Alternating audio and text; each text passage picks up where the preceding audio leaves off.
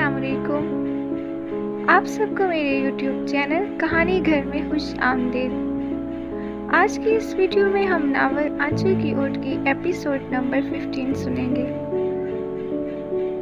मगर इसके दिल में कुछ सवाल थे जो वो लाजमी पूछना चाहता था। अज़र को यूँ लगा जैसे वो 2-3 दिन नहीं बल्कि 3 सदियों से इसका इंतज़ार कर रही थी। मगर इस कर्ब की शिद्दत इसे देखते ही जैसे खत्म हो गई। मगर जब वो इसके लिए खाना लाई तो शजा का जवाब सुनकर तरही और भी बढ़ गई। मैं आज के बाद तुम्हारे हाथ से कोई चीज़ नहीं खाऊंगा। नहीं नहीं शजा, मुझे इतनी बड़ी सज़ा ना दे। एक मुनाफिक औरत के लिए इससे बड़ी और सज़ा नहीं होनी चाहिए। क्या आपका यकीन इतना ही है मुझ पर कि किसी ने कुछ भी कह दिया और आपने मान लिया?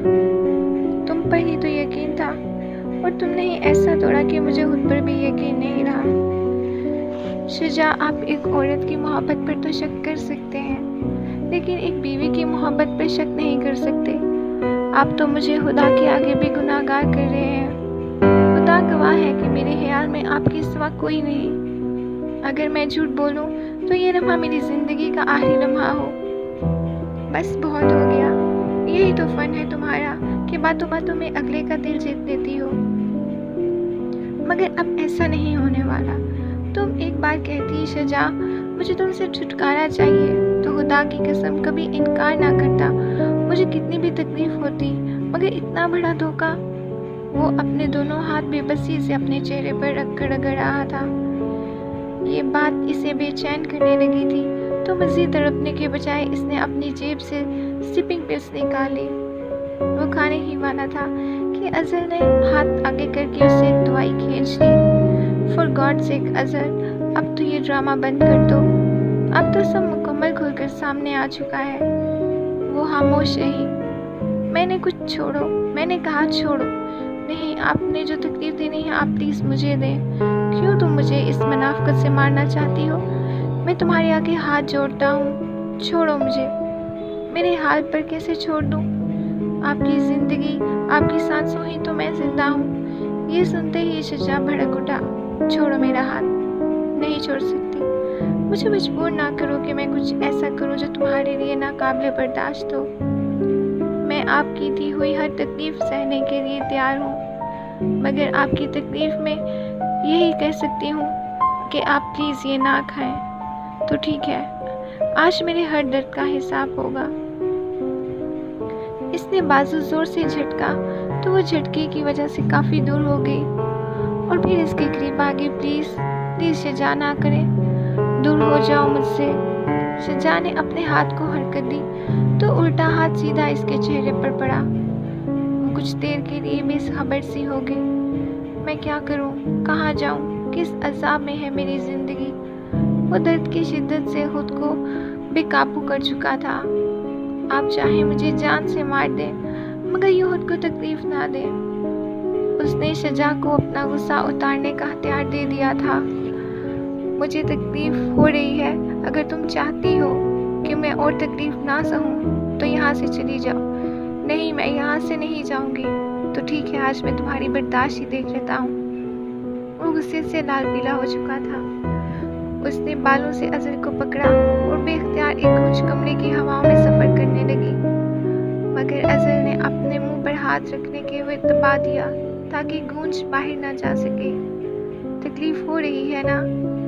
इससे कई ज़्यादा तकलीफ होती है मुझे, और हर वो लम्हा, हर वो पल जब मुझे वो आवाज़ें कान में गूंजती हैं। इसने अज़र को फिर ज़ोर से झटके तो सोफे पे फेंक दिया। वो सोफे के साथ पड़े साइड टेबल की नोक से टकरा कर उसका सर फट गया और खून बहने लगा था। मगर अब जब हाथ उठ चुका था तो बेख्तियार हो चुका था। फिर हाथ बार बार उठता रहा। हर लम्हे उठते हाथ पर नया सवाल था। क्या किया अज़र तुमने? क्या कमी थी मुझ में? तुमने मुझ पर किसी और को बढ़तरी क्यों दी? क्या ताल्लुक है इस शख्स का तुम्हारे साथ? क्यों इसके नाम साथ मेरा नाम है? वो अब भी क्यों तुम्हारी ज़िंदगी में है? अगर मुझसे मोहब्बत नहीं थी तो क्यों दिया मुझे मोहब्बत का दिलासा? फिर उसके पीछे इतना बड़ा धोखा। सवाल थे तो ख़त्म ही नहीं हो पा रहे थे। अज़र इसे यकीन दिलाने की कोशिश करती रही, मगर वो कुछ ना समझने की कोशिश नहीं कर पा रहा था। मगर इसे शजा के सुकून के लिए हर सितम सहना था। खैर, ये बात इसके लिए नई नहीं थी। हर बार इसे मोहब्बत का यही सिला मिला था, कभी मोहब्बत से गिरा कर, कभी किसी की नज़रों से घिर कर। आखिर जब वो थक गया तो कुछ देर खामोश रहने के बाद स्लीपिंग पिल्स इसकी तरफ फेंकते हुए कमरे से बाहर चला गया। वो कमरे की नुक्कड़ पर सहमी हुई बैठी थी। अब तो इतनी हिम्मत भी ना थी कि उठकर खड़ी हो सकती, मगर आज इसने एक मर्द की मर्दानगी देख ली थी। कितनी अजीब बात है कि इंसान अगर होश में हो तो इंसान है, वरना एक दरिंदा है। ये तो अच्छा था कि सालेहा दादी जान के पास थी, वरना इसके असरात से भी इसे अपने साए में ले लेते। शजा ने बड़ी मुश्किल से खुद को संभाल लिया, मगर वो अज़र से दूर दूर रहने लगा था। एक हफ्ते के बाद शजा घर लौटा तो काफ़ी सोच विचार के बाद इसने फैसला किया था कि वो अज़र को सफाई का मौका ज़रूर देगा। उधर अबद के ठीक होने के बाद अजवद ने इसे तमाम हकीकत से आगाह कर दिया। इसे हरगिज़ अंदाज़ा न था कि इसकी शक की चिंगारियाँ इसके घर के साथ साथ यूँ अज़र को भी अपनी लपेट में ले लेंगी। अज़र बहुत परेशान था। इसकी वजह से पहले ही अज़र की ज़िंदगी ज़िल्लत उठा चुकी थी। वो इसे मज़ीद दुख नहीं देना चाहता था। जैसे ही तमाम मामला ठंडे हुए तो उसने शहरियार के ज़रिए कोमल से अज़र का नंबर लिया ताकि इससे माफ़ी मांग सके। आज शजा कमरे में आराम कर रहा था। अचानक अज़र के मोबाइल की घंटी ने शोर मचाना शुरू कर दिया। मोबाइल की बेल सुनते ही अज़र भी अंदर आ गई। इसने जब स्क्रीन पर अननोन नंबर देखा तो इसे काफ़ी हैरत हुई। फिर फ़ोन रिसीव कर लिया, क्योंकि अब्बाजान की तबीयत भी ठीक नहीं थी। इसने सोचा आदिल की कॉल ना हो, इसलिए सोचा, हेलो अज़र। अज़र ने अबद को बोल रहा हूँ, प्लीज़ फ़ोन मत काटना, मैं अबद हूँ। अज़र के पाँव तले से ज़मीन निकल गई। उसने घबराहट से फ़ोन बंद कर दिया। क्या हुआ? शजा ने इसकी घबराहट देखकर पूछा। कुछ नहीं। इसने अपने चेहरे से पसीना साफ़ किया। किसका फ़ोन था और तुम इतनी घबराई हुई क्यों हो? वो मेरी सहेली का फ़ोन था, खुद ही बंद हो गया। इसने झूठ का सहारा लिया। फ़ोन की घंटी फिर से बजने लगी। अज़र के हाथ कांप रहे थे। फ़ोन मुझे दो, शजा ने इसकी हालत से अंदाज़ा लगाते हुए कहा। नहीं, मैं बात कर लेती हूँ। इसने इनकार की कोशिश की। मुझे भी बताओ, तुम्हारी किस सहेली ने तुम्हारे इतना परेशान कर दिया है? इसने इसके हाथ से फ़ोन ले लिया। शजा ने फ़ोन रिसीव किया। इससे पहले वो कुछ कहता, अबद फ़ौरन बोल पड़ा। अज़र प्लीज़ फ़ोन बंद मत करना, मैं आखिरी बार तुमसे बात करना चाहता हूँ। तहरीम ने जो किया इसके लिए मैं बहुत शर्मिंदा हूँ। शजा पर जैसी बिजली बनकर गिर गई। सर इसके हाथ से गिरकर फर्श पर बिछे हुए कलीन पर जा गिरा। उसने अपने दोनों हाथों से अपने सर को दबोच लिया। ऐसी कैफियत यकीनन किसी बड़े तूफ़ान का पेश हीमा होती है। आपको गलतफहमी हो रही है। अज़र इसको देखते हुए फ़ौरन बोली, हाँ, मैं काफ़ी अरसे से एक गलतफहमी के सहारे ही तो जी रहा था। इसके जवाब ने गहरे तंज का मुज़ाहरा किया। नहीं शजा, आप जो समझ रहे हैं वो सच नहीं। इसने गलतफहमी दूर करने की कोशिश की। अज़र, तुम मुझे सिर्फ इतना बता दो, क्या कमी थी मेरी चाहत में जो तुम्हें किसी और शख्स से ताल्लुकात बनाने पड़े? और अब तुम झुठला भी नहीं सकती कि तुम्हारे अबद के साथ ताल्लुकात नहीं हैं। शजा, आप ये सोच भी कैसे सकते हैं? तुम कितनी गिरी हुई औरत हो। मुझे अंदाज़ा ही ना था कि तुमने अपने ताल्लुकात इस तरह से कायम किए हुए हैं, नायाब से शादी के लिए मजबूर किया। प्लीज़ आप मेरी बात को समझने की कोशिश करें। वो इल्तिजा कर रही थी। अज़र, मैं तुम्हें माफ़ नहीं कर सकता। तुमने इसे मुझ पर बढ़ती दी।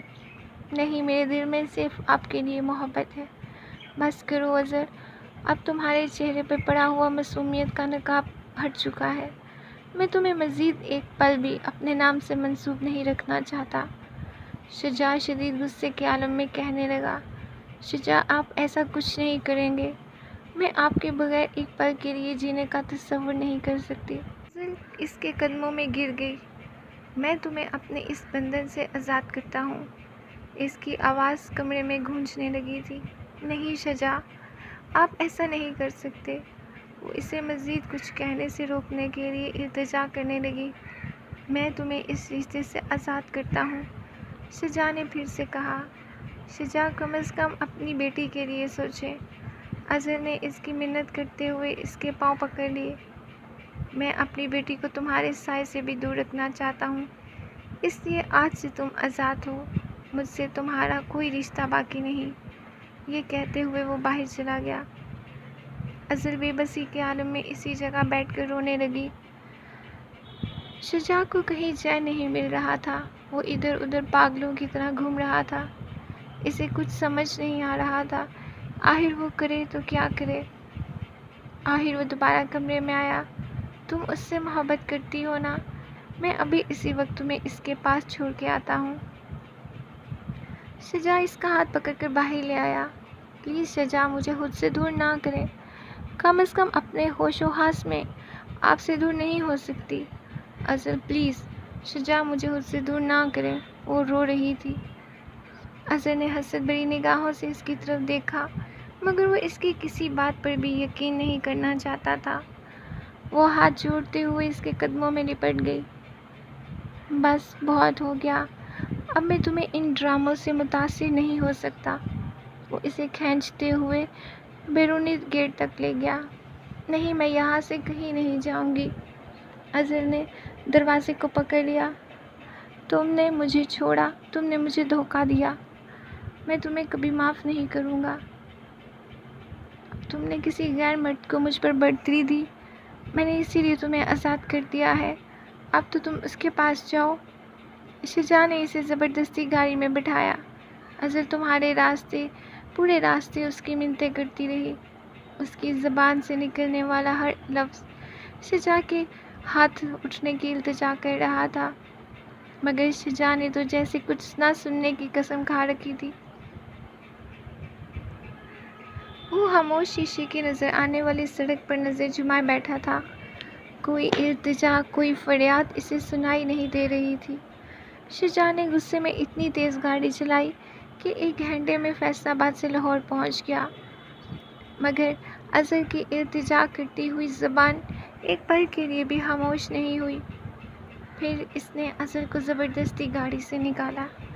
شجاع پلیز، آپ مجھے خود سے دور نہ کریں، آپ جو سزا دینا چاہیں دے دیں، آپ کی دی ہوئی ہر سزا سہ سکتی ہوں، لیکن یہ نہیں۔ وہ سراپا التجا تھی، مگر اس نے ازل کی ایک بات نہ سنی اور اسے گھسیٹتا ہوا اندر لے گیا۔ عادل گھر پر اکیلا تھا۔ اس نے جب ان دونوں کو دیکھا تو حیرت سے کچھ دیر خاموش رہا۔ شاید اس وقت بے رحم گھڑی پر یقین نہیں آ رہا تھا۔ اب رہو یہاں اپنے اس عاشق کے ساتھ، بغیر کسی روک ٹوک کے عیش کرو۔ شجاع نے اسے صوفے پر دھکا دیا۔ شجاع بھائی، کیا ہو گیا ہے آپ کو؟ عادل حیرانگی سے پوچھنے لگا۔ پوچھو اپنی بہن سے۔ یہ کہتے ہوئے اس نے ہاتھ اس کے سر پر رکھا۔ ازل کچھ نہ بتا سکی۔ شجاع پلٹ کر واپس آیا۔ اگر یہ کچھ نہ بتا سکے تو اس عبد سے ضرور پوچھ لینا۔ یہ کہہ کر وہ وہاں سے چلا گیا۔ عبد کا نام سن کر عادل کا خون کھولنے لگا تھا۔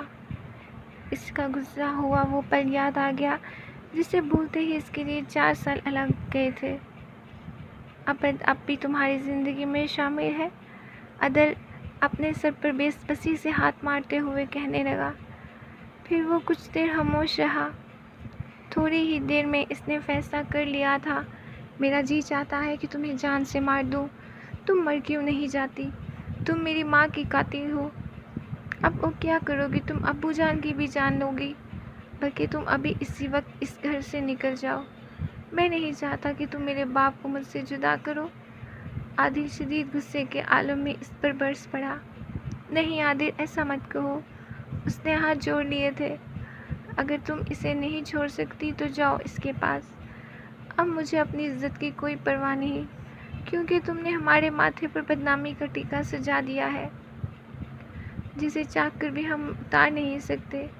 عادل اسے گیٹ کے باہر کی طرف لے گیا اور اسے باہر دھکیلتے ہوئے دروازہ بند کر دیا۔ عادل پلیز ایسا مت کرو، میں آخر تمہاری بہن ہوں۔ اظہر التجا کرتے ہوئے دروازہ کھٹکھٹاتی رہی۔ مگر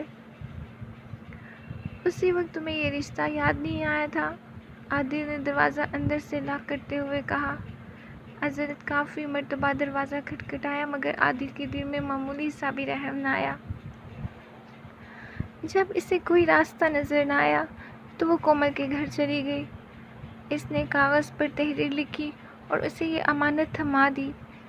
اسے کہا کہ اپنی اس امانت میں خیانت نہ کرے، جس کے لیے لکھی گئی ہے صرف وہی پڑھ سکتا ہے۔ اور پھر وہ نہ جانے کہاں سے کہاں چلی گئی۔ کومل کے پوچھنے کی کوشش کی وہ اتنی پریشان کیوں ہے، لیکن اظہر نے کچھ نہ بتایا۔ وہ جانتی تھی جب اپنے گھر میں اسے جگہ نہیں مل رہی تو غیر اسے کیوں بوجھ بنا کے اپنے گھر میں قبول کریں گے۔ پھر وہ آخری بار اس مہربان سے ملنے چلی گئی جس کے عنایتوں نے اسے ریزہ ریزہ کر دیا۔ اس نے بے دردی سے دروازہ کھٹکھٹایا۔ ذرا سی دیر میں تحریم نے دروازہ کھولا۔ تم؟ حیرت زدہ لب اتنا ہی کہہ سکے۔ ہاں، تمہارے اس قدر احسان ہے مجھ پر، شکریہ ادا کیے بغیر مر نہیں سکتی۔ میرے شوہر پر تو تم نے قبضہ کر لیا ہے، اب کیا میرے گھر پر قبضہ کرنے آئی ہو؟ تمہارا شوہر نہ میرا تھا، نہ ہے اور نہ ہی کبھی ہوگا۔ میں نے برسوں پہلے ہی اسے تمہیں سونپ دیا تھا، پھر کیوں ہر بار میری زندگی برباد کرنے آ جاتی ہو، جو میرا ہے ہی نہیں بلکہ جس کا وجود میرے لیے عذاب ہے، جس کی لاپرواہی نے مجھے اتنی بڑی سزا دی، مجھ سے میرا سب کچھ چھین گیا۔ تم مجھے باتوں میں الجھانے کی کوشش نہ کرو، صاف صاف بتاؤ کیوں آئی ہو یہاں پر؟ تم سے کچھ مانگنا چاہتی ہوں۔ بہت خوب، چھپنے سے جو نہ مل سکا کیا وہی مانگنے آئی ہو؟ اس نے رخ پھیر لیا۔ ویسے شکست کے بعد بھی جیت کا شوق نہیں گیا تمہارا؟ تحریم اس پر ہنسنے لگی تھی۔ تم سے ہار جیت کیسی؟ تم نے تو تمہاری امانت سونپی تھی، مگر افسوس۔ خیر، جہاں تک بات چھپنے کی ہے تو اگر چھیننا ہوتا تو کوئی سال پہلے تم سے چھین لیتی، اور اگر میں نے اس سے شادی کرنی ہوتی تو نہ کل تم اسے روک سکتی تھی اور نہ آج روک سکتی ہو، کیونکہ کل بھی بات کھل چکی تھی اور آج بھی۔ بد کردار اور بد چلن، بے حیا، طلاق یافتہ کے لقب سے پکاری جا چکی ہوں، تو دوسری عورت بننے میں کوئی حرج نہیں ہوگا، مگر میں ایسا نہیں کروں گی، کیونکہ میں تم میں اور خود میں فرق رکھنا چاہتی ہوں۔ تحریم کو آج پہلی بار احساس ہونے لگا تھا کہ کہیں اس سے کوئی خطا ہو گئی ہے۔ وہ اس کشمکش میں فیصلہ نہیں کر پا رہی تھی کہ آخر کیا سچ اور کیا جھوٹ۔ تمہیں بچاتے بچاتے میں اپنے آپ کو داؤ پر لگا دیا، لیکن تم نے کبھی مجھے سمجھا ہی نہیں۔ ویسے بھی میں اظہر ہوں، ابد نہیں، ہم میں تو کئی زمانوں کی جدائی ہے، پھر تم کس بات کا ڈر ہے؟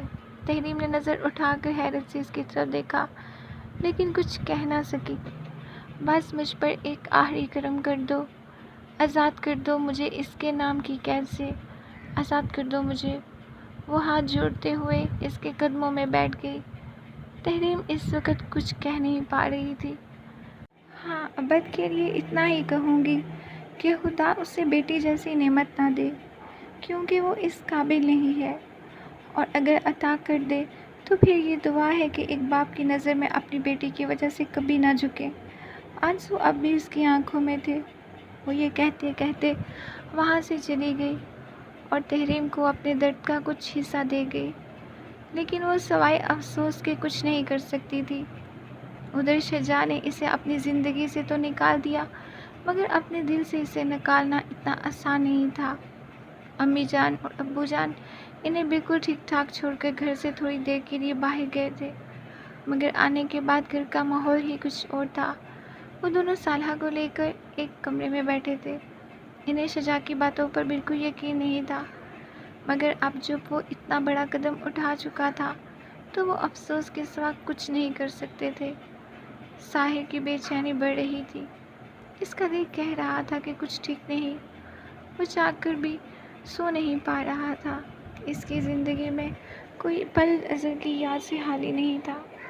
मगर अचानक इसकी मोहब्बत में शिद्दत इज़ाफ़ा करने लगी।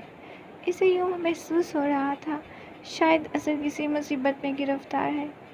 फिर इसने इसे एक वहम समझकर ज़हन से झटकने की कोशिश की। अज़र के पास अब कोई रास्ता ना था। ना वो फर्माबरदार बेटी बन सकी, ना एक बाकिरदार औरत, ना बवफ़ा बीवी, ना अच्छी माँ। हक़ तो शुजा ने इसे सब छीन लिए थे। गो कि इसने तसव्वुर में भी इन रिश्तों से बेवफ़ाई का इर्तिकाब नहीं किया था। मगर इस दुनिया में नीयत कोई नहीं देखता। तोहमत पर एक दूसरे की ज़िंदगियाँ बर्बाद की जाती हैं। जवानी के 8 साल इसने नाकुर्दा गुनाहों की सज़ा में गुजार दिए।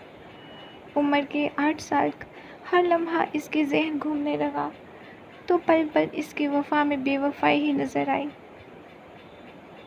बेकसूर माँ की सिसकियाँ, गैरतमंद बाप की इज़्ज़त का जनाजा, मुहाफ़िज़ भाई की नाकामी, शोहर का दर्द, ममता की बेबसी, सब से दुख ही मिल रहे थे।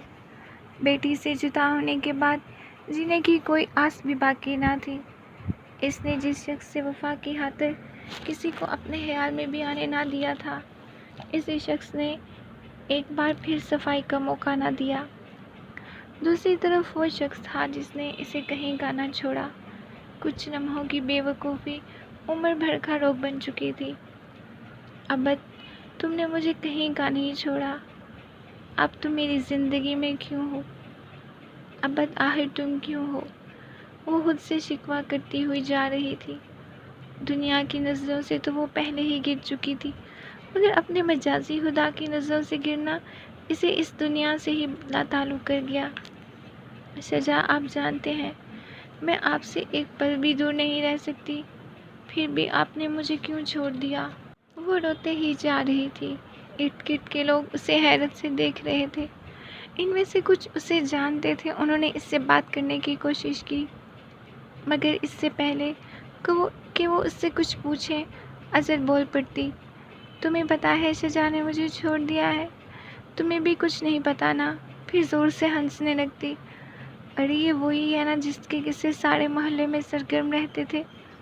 लोग इसे पहचानते हुए कहने लगे, मगर लगता है ये तो पागल होगी। दूसरे लड़के ने इसकी हरकत से अंदाज़ा लगा लिया। हाँ, बदकिरदार औरतों का यही इंजाम होता है। खुदा इनको इबरत का निशान तो बना ही देता है। दूसरे ने अपनी राय दी। वो जैसे जैसे बड़बड़ाते हुए अपने कदम बढ़ा रही थी, हर कोई अपनी सोच के मुताबिक इस पर अपनी शनाख्त ज़ाहिर करते हुए नज़र आ रहा था। कुछ ना कुछ इस पे बदनामी लग ही रही थी। कुछ महल्ले की औरतों ने भी इसे पहचान लिया। अरे ये तो अज़र ही है ना? हाँ, तुमने सुना नहीं इसके चर्चे? अपने आशिक के साथ पकड़ी गई तो शौहर ने घर से निकाल दिया, और भाई ने भी। अच्छा, इतना कुछ हुआ, मुझे पता ही नहीं चला। मगर ये तो पागलों की तरह हरकतें कर रही है। मुझे क्या पता, कोई बता रहा था कि इसने भी इस कभी घर बसाया हुआ उजाड़ने की कोशिश की। अल्लाह बचाए, इसकी आह लगी तो अब खुद सड़क पर आ गई। एक दूसरे से औरतें बातें कर रही थी। पागल हो गई है, अपने हाल में मस्त है, रहने दो, हमें क्या बताएगी। और तमाम उम्र जिस शख्स के साए से बचती रही, वो परछाई बनकर अब भी इसके साथ था। वो सुबह से चलती चलती गली कोचों से गुजरते हुए अनजान लोगों के बीच चली गई। अब इसका रोज़ का मामूल यही था।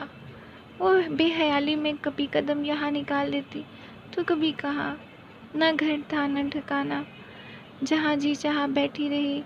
कहीं से कुछ मिले तो खा लिया, वरना भूखी ही सो जाती थी। अपने आप से बातें करना, कभी कभार तो न जाने किस ख्याल में अपने हाथों को चबाना शुरू कर देती। इसके हाथों के जख्म इस बात की गवाही दे रहे थे कि यही नहीं, अब इसके बोसीदा कपड़े कई जगहों से फट चुके थे। वो कहीं बच्चों को देखती तो यूं ही अपने डर का इजहार करने के लिए यहाँ वहाँ भागने लगती। शरारती बच्चे इसके पीछे भागते भागते कोई इसे इधर से खींचता तो कोई उसे उधर से खींचता। کبھی کسی کو ترس آ جاتا تو چھیڑنے والے بچوں کو منع کر دیتا۔ آخر ایک دن کسی بزرگ شخص کو خداخوفی کرتے ہوئے اس سے پوچھ ہی لیا، بیٹی کون ہو تم؟ اس نے شفقت سے اس کے سر پر ہاتھ رکھتے ہوئے پوچھا، شجاع آپ جانتے ہیں میں آپ سے بنا ایک پل نہیں رہ سکتی، آپ نے مجھے کیوں چھوڑا؟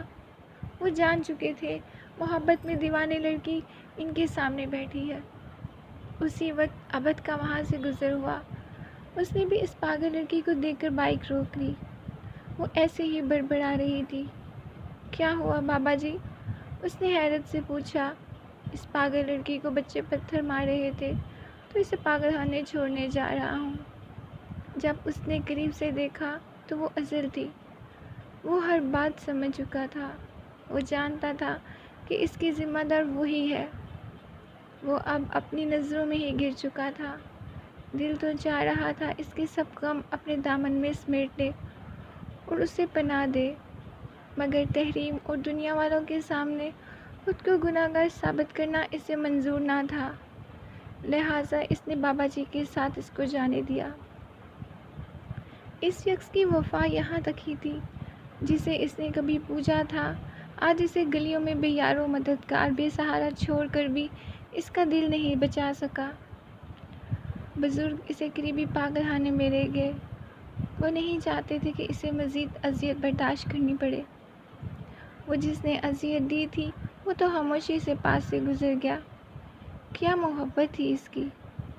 ساحل بہت بے چین تھا۔ اسے تکلیف تو تھی مگر مرض کیا تھا اسے معلوم نہ تھا۔ وہ درد اس قدر تھا کہ سمجھ نہیں پا رہا تھا کہ درد ہے یا روح میں بے چینی کے عالم میں وہ تڑپ رہا تھا۔ پھر وہ درود شریف پڑھنے لگا، پڑھتے پڑھتے سو گیا۔ کہتے ہیں کبھی خواب ان حقائق سے بھی پردہ اٹھا دیتے ہیں جنہیں سامنے ہوتے ہوئے بھی کوئی محسوس نہیں کرتا۔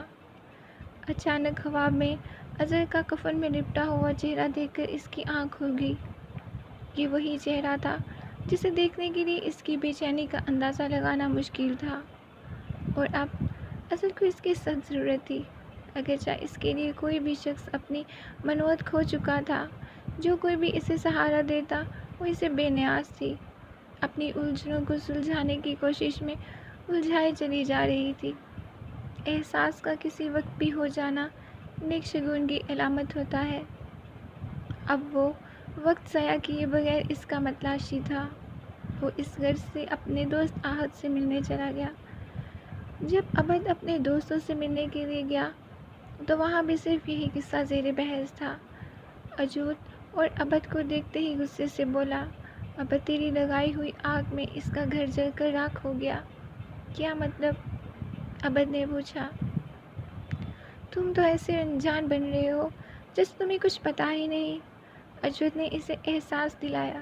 کیا ہوا کچھ تو بتاؤ، اس نے دوبارہ پوچھا۔ پھر اس نے عبد کو سب بتا دیا، مگر وہ جانتے ہوئے بھی انجان بن کر بیٹھا ہوا۔ یہ کیسی محبت تھی! دل تڑپ رہا تھا مگر دوسروں کے سامنے اعتراف کرنا بھی نہیں چاہتا تھا۔ شاید کچھ چیزیں انسان کی فطرت میں شامل ہوتی ہیں۔ شجاع کی زندگی کے تمام رنگ ختم ہو چکے تھے۔ وہ اپنے کمرے میں ہی رہنے لگا تھا۔ اسے اظہر کی بے وفائی کا غم کھائے جا رہا تھا۔ نیاب بھی اس کے رویے سے کافی پریشان تھی۔ وہ سمجھتی تھی کہ اظہر کو شجاع کی زندگی سے نکال دے گی، مگر وہ تو شجاع کو ہی کھو چکی تھی۔ وہ واحد کے گھر سے پہنچا تو زمان بھی وہاں پہنچ گیا۔ اس سے پہلے کہ وہ کچھ پوچھتا، زمان اس سے مخاطب ہو چکا تھا۔ وہ لڑکی جس کی معصومیت پر آپ کا دل فدا ہو چکا تھا، وہ اس قدر بد کردار تھی کہ اس کے شوہر نے اسے گھر سے نکال دیا، اور پھر اس کے بھائی نے بھی اسے گھر سے نکال دیا۔ تم اظہر کی بات کر رہے ہو؟ ساحل نے کنفرم کرتے ہوئے پوچھا۔ ہاں وہی اظہر، اپنے عاشق کے ساتھ پکڑی گئی۔ خاموش ہو جاؤ، تمہاری ہمت کیسے ہوئی اظہر کے بارے میں ایسے بات کرنے کی؟ ساحل غصہ میں آ گیا۔ میں کیا، ہر کوئی ایسی عورت کو ایسا ہی کہتا ہے۔ زمان بھی غصے سے جواب دے رہا تھا۔ اگر ایک لفظ بھی تمہاری زبان سے نکلا تو شاید میں بھول جاؤں گا کہ تم میرے دوست ہو۔ ساحل نے اس کا گریباں پکڑ لیا۔ کیا ہو گیا ہے تم دونوں کو احد؟ مجھے نہیں پتا یہ اس کو اس طرح سے کیوں کہہ رہا ہے۔ یہ کسی کے کردار پہ کیسے انگلی اٹھا سکتا ہے؟ اس کی رات بازار کی بدنام گلیوں میں گزرتی ہے جہاں کردار کا لفظ بے معنی ہے۔ ساحل نے اس کے اوقات یاد کرواتے ہوئے کہا۔ زمان کی نظریں اس حقیقت کو سننے کے بعد جھک گئیں۔ اب وہ وہاں سے چلا گیا۔ ساحل نے آہت سے پوچھا، یار سنا ہے کہ وہ یہ صدمہ برداشت نہیں کر سکی جس کی وجہ سے وہ اپنا ذہنی توازن کھو بیٹھی ہے۔ اب پتہ نہیں کہ وہ کہاں ہے۔ آہت نے تفصیل سے بتایا۔ یار تم نے مجھے بتایا تک نہیں، کم از کم بتا تو دیتے، اس نے شکوہ کرتے ہوئے کہا۔ اس سے پہلے کہ آہت کچھ کہتا وہ فوراً وہاں سے اٹھ کھڑا ہوا۔ کہاں جا رہے ہو؟ اسے ڈھونڈنے۔ نہ جانے کس حالت میں ہوگی۔ ساحل نے جاتے ہوئے ایک فقرہ اپنی زبان سے افسوس کے اظہار کے لیے ادا کر دیا۔ یار یہ تو اس پاگل لڑکی سے بھی بڑا پاگل ہے۔ زمانے سے جانے کے بعد کہا۔ یار نہیں یار، وہ اس شدت سے اظہر کو چاہتا ہے، اظہر کی ذرا سی تکلیف بھی اس کے لیے کسی عذاب سے کم نہیں۔ وہ شاید ہم جیسے حسن پرست لوگوں کی اس محبت کی شدت کو محسوس بھی نہیں کر سکتے۔ آہت دل سے اس کی عزت کرنے لگا تھا۔ ساحل رات بھر گھڑیوں میں پاگلوں کی طرح اسے ڈھونڈتا رہا مگر اس کا کہیں پتہ نہ چلا۔ اس کی تلاش بالکل ایسی تھی جیسے کوئی اپنی زندگی کے مقصد کی جستجو میں ہمہ وقت کھویا رہتا ہو، مگر ابھی تک یہ تلاش محض تلاش ہی رہی۔ اس طرح وقت کا پہیہ چلتا رہا۔ اظہر اپنی دھن میں مگن اس دنیا سے بے خبر پاگل خانے میں اپنی زندگی کی سانسیں پوری کر رہی تھی۔